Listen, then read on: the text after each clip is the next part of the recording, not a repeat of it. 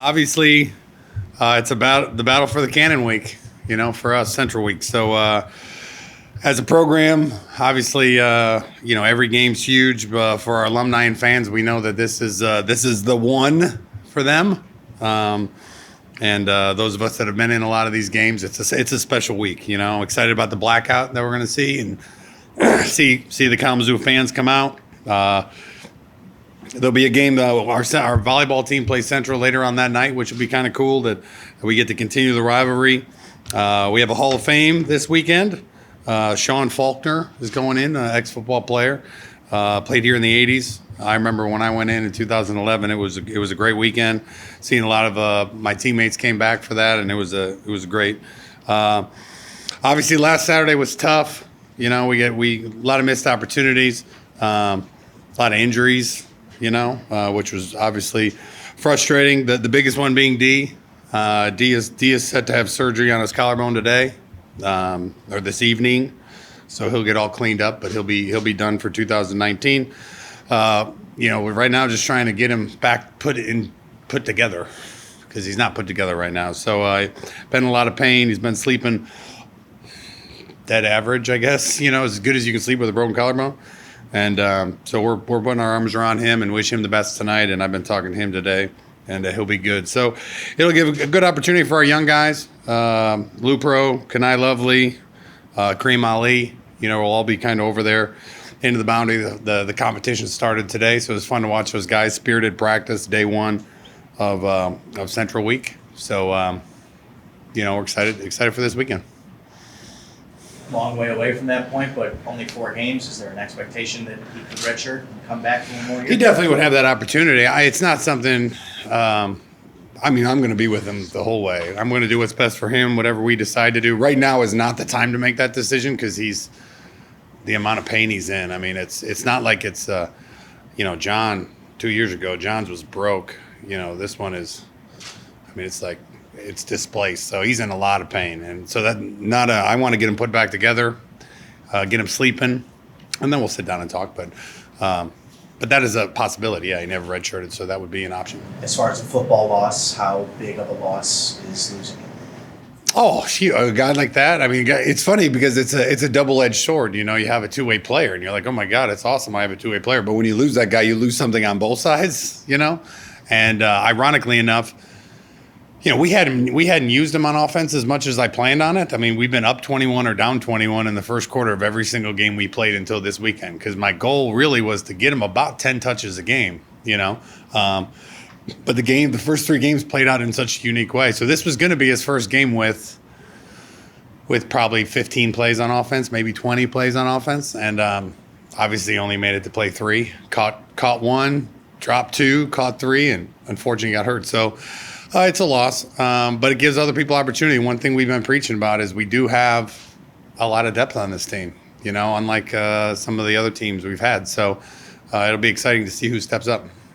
You played in this rivalry, coached in the rivalry. Do the same things now as a coach still get you excited about this week as they did when you were a player?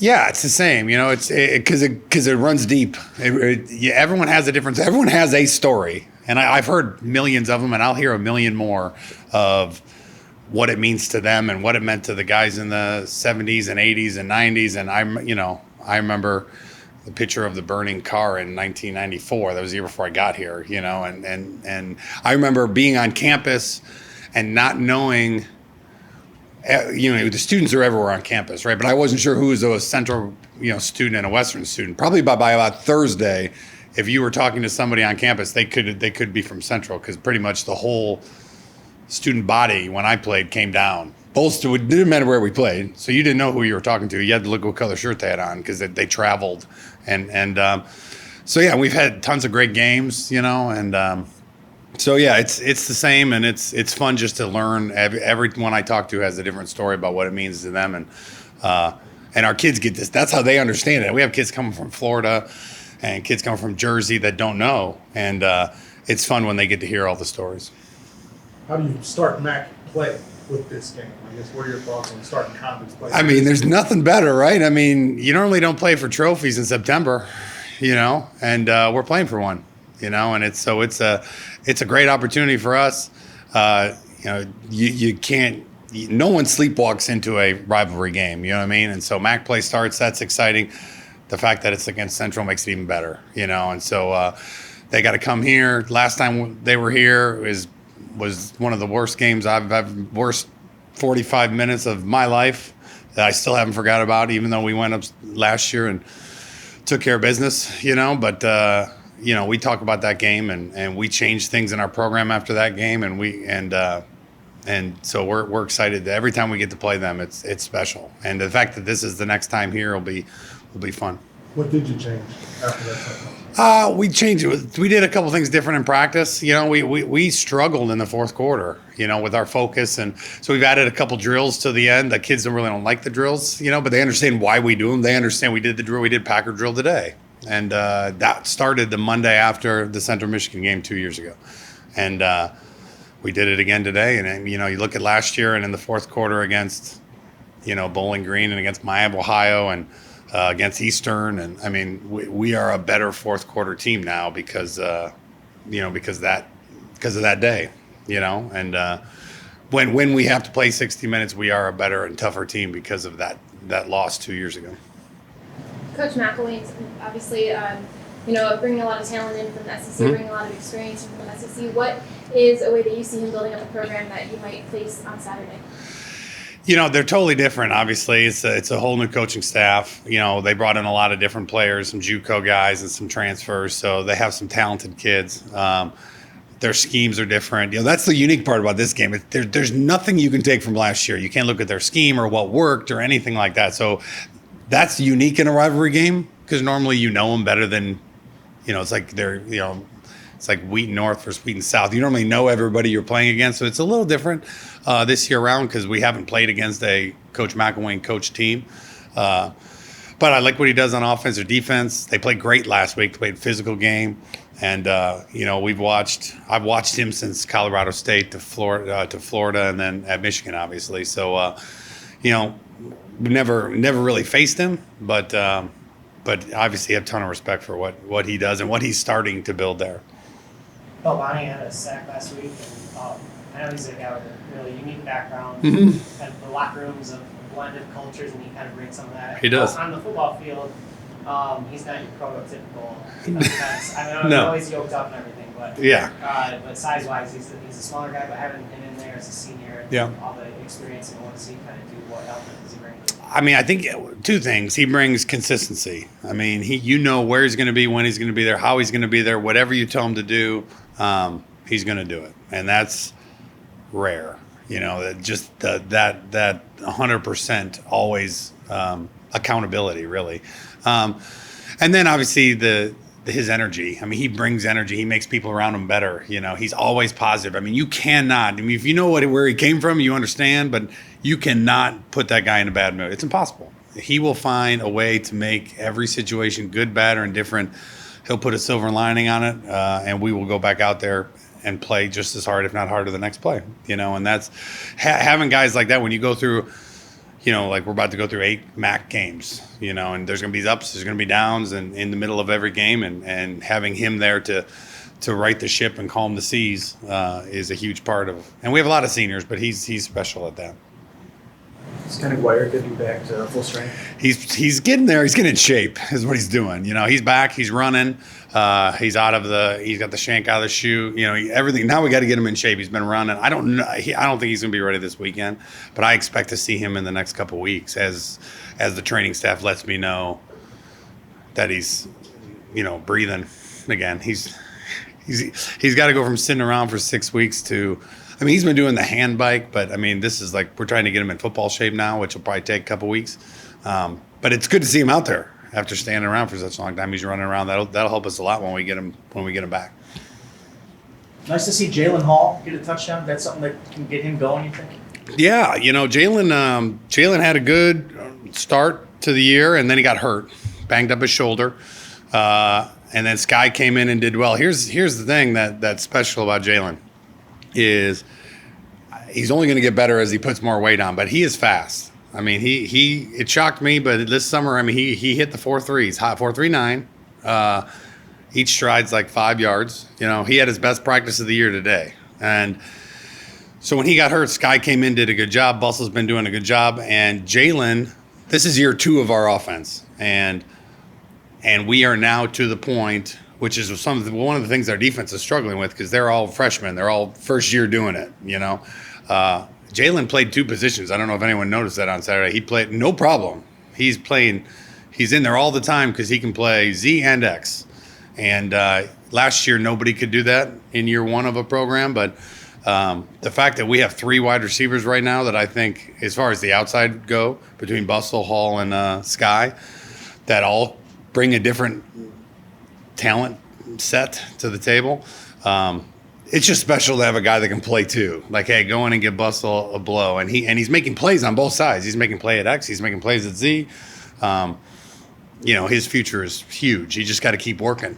And he had a great week of practice. 2 weeks ago, he had an average week of practice. Last week, he had a great week of practice, and he got paid off in the game, which I feel like it always happens. And today, I thought he has best practice of the year. So I'm excited to see the way he's working. 2 weeks ago, he came off a loss. He played really well against Georgia State. Do you think there's something to your team's ability to bounce back, or was that just one week? I think it's a chip. You have a chip on your shoulder when you don't win. Like, this was a frustrating game for us against Syracuse. I felt like a drop punt and a fumble going in to make it 14-7. It was a 14-point swing. We're down 21-0. We fought back, but if we don't do those 2 things, I think it's a heck of a lot closer of a game. So those are the things that really sting. And so you try to use that chip, and our kids they have a lot of pride, and I know they played well at times against Syracuse, but I think they can't wait to get the taste out of their mouth, and they can't wait to get back on the field, and so I think that had something to do with Georgia State, and I hope again you live with that chip on your shoulder, and but they definitely have one because they know they had a shot, they fought hard enough to be in a game, and we didn't finish it, and that they carry that with them, and I hope they bring it on Saturday when they show up. Syracuse probably had 2 of the best defensive ends they would face all season. Looked like they were giving your offensive tackle a lot of problems. I don't think I saw Mark Brooks out there. Is he still? He's coming along. The biggest thing, and he's going to play. He's played a little bit here and there. He reminds me a lot of Novo. He had the knee surgery. He's back. He's practicing. He's just favoring it still a little bit. He's been cleared. It's really all. We were talking about ACLs, and ACLs a 9 to 12 month injury, but mentally, I think it's more like a 16-month injury. Like, at some point, you stop worrying about it, and it'll start looking like Brooks again. And I really feel like that's going to happen pretty soon. Novo, I'd say mid-season last year, really started running around and not thinking about it. So I'm counting on that. We need competition. We didn't protect John well enough, period. We tried to chip on him a couple times, but he got hit too many times. And that was frustrating. I had a very blunt talk with our offensive line on Monday morning. Now, they were really good players. I get that too. But I expect more out of those guys. And John hung in there and got hit and made some big-time throws while getting hit, and luckily stayed healthy. And going against defensive lines like Michigan State and Syracuse, that was their strength, and we knew it. It's only going to help us moving forward. What do you see on film from Central as new head coach? How different are they from the team you faced last year? I haven't got to the point where I've watched their offense a ton yet. A little bit, but I've watched their defense a ton, and they're good. I mean, they other than Wisconsin, they haven't. I don't think they've had a team rush for over 50 yards on them for a game. And they're stout up front. They're big. Their Mike linebacker's huge. They do a good job stopping the run. They're a little bit younger on the back end. They're doing a lot of things back there, a lot of coverages, and they're making people earn it. You're not going to just give big plays on them. They play some man here and again, but they're going to make you earn it. And if you hold the ball while you're trying to figure out what they're in, those D linemen will get to you. They have a ton of sacks. So it'll be another challenge for our offensive line because I think that's probably their strength again. Their D line's probably their strength. And I know I've heard they've had some injuries on offense. They're on their second quarterback. They brought 2 in, and I think they lost the running back too. But for some reason, I just know Coach McElwain will find. I mean, that's what he does. He'll find a way to move the ball, no matter who you give him. So, but we've been really dialing into the defense and say this is other than Wisconsin, they've been pretty good, and we got to find a way to score points. John, you've been through the CMU, WMU rivalry plenty of times, so now this is obviously going to be your last go at it. So what does this game mean to you, and especially for the seniors that this will be the last shot? Yeah, as seniors, last one, we're just excited to get out there and play. It's a fun rivalry. It's always a tough game. So, yeah, we've had some fun this week so far, and we're just ready to get that out there and play on Saturday. John, what is it about this game that makes it so tough? I think with, like any other rivalry, it's always a physical game, tough, and, no matter what happened earlier in the year, it's usually going to be a tough game and usually pretty close. So you just got to prepare really well and get ready for a physical game. John, we hear a lot of talk about the seasons within a season. You go through the preseason and non-conference. You're done with that portion of the schedule. Analyze where you are versus where you guys thought you might be at this moment. Yeah, I think there's been a lot of good, but also a lot of bad too. Especially the 2 losses. We made some key mistakes in those games that we'd love to have back. But like you said, at this point in the season, conference is starting, and really those games don't matter anymore and don't really have any bearing on how we do in conference. So that's something that's just to keep a positive outlook and remember that those mistakes are past and you can't do anything about them now, but just go forward and do the best you can. You're coming off a loss. Is there a different mentality, anything different in practice? Because you guys did well last time you lost. Bounced back, played really well. Anything different you do? I wouldn't say we do a whole lot different, but I think just, human nature is, after a loss, just maybe practice a little bit harder because you just don't want that feeling again of a loss. So I think it's just natural as a team to come out a little bit harder after a loss. Coach Lester mentioned how that loss 2 years ago kind of changed how you guys can prepare, make you a different fourth quarter team. Do you feel like since that game and since that tough loss, you guys have a different urgency in the fourth quarter? Yeah, I think, this year we haven't had, I guess besides this past game, the fourth quarter was somewhat tight. But this year we haven't had a late fourth quarter battle necessarily. But last year we had quite a few of those. And we did a lot better in those than we did the prior year. So I think, after that game, the fourth quarters have definitely we've been a little tougher and finished a lot better. Their defense hasn't given up much running the football this year. When you see them, what do you expect and how do you hope to have success?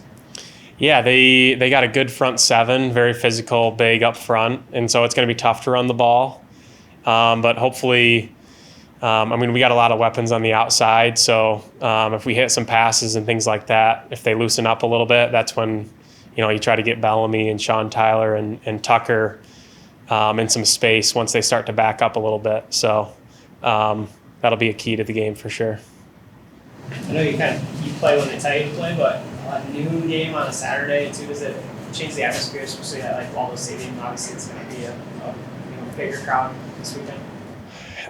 Yeah, I think when we played Georgia State, that was a pretty nice crowd too.